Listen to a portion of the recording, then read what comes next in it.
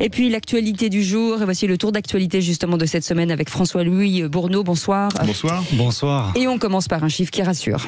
La mortalité sur les routes a baissé de 10% au mois de mars en France métropolitaine par rapport à l'année dernière. C'est ce que révèle le dernier baromètre de l'Observatoire national interministériel de la sécurité routière.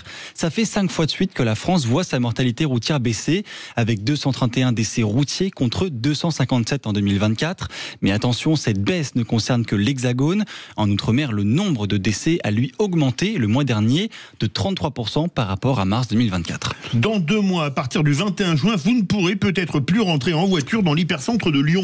Et oui Philippe, parce que les contours de la future zone à trafic limité se précisent. Concrètement, l'accès sera réservé aux riverains qui ont leur propre parking, aux véhicules d'intervention, aux livraisons, aux déménagements et aux clients des hôtels qui viendront déposer leurs bagages.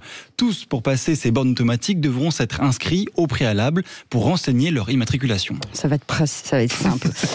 Donald Trump qui a-t-il encore reculé sur les droits de douane ? C'est ce que rapportent des journalistes américains d'Associated Press. Le président américain pourrait carrément annuler les surtaxes douanières de 25% qui étaient prévues pour les voitures européennes importées aux États-Unis. Le président américain dit étudier une solution pour aider les constructeurs automobiles.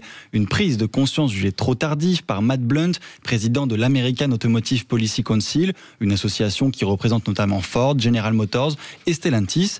Donald Trump vient à l'instant de clamer son optimisme lors de sa rencontre avec Giorgia Meloni. Je le cite, « Je suis à 100% sûr qu'on parviendra à trouver un accord avec l'Union européenne ». On en reparle juste après avec notre invité du jour, François Roudier, secrétaire général de l'OICA, l'Organisation internationale des constructeurs automobiles. Et puis prudence sur les routes avec l'arrivée du week-end de Pâques. Absolument, si vous prenez la route ce week-end, soyez très prudents. Ce vendredi 18 avril sera la journée la plus chargée dans le sens des départs, avec une journée classée rouge au niveau national par Bison Futé. Merci beaucoup François-Louis Merci Bourneau.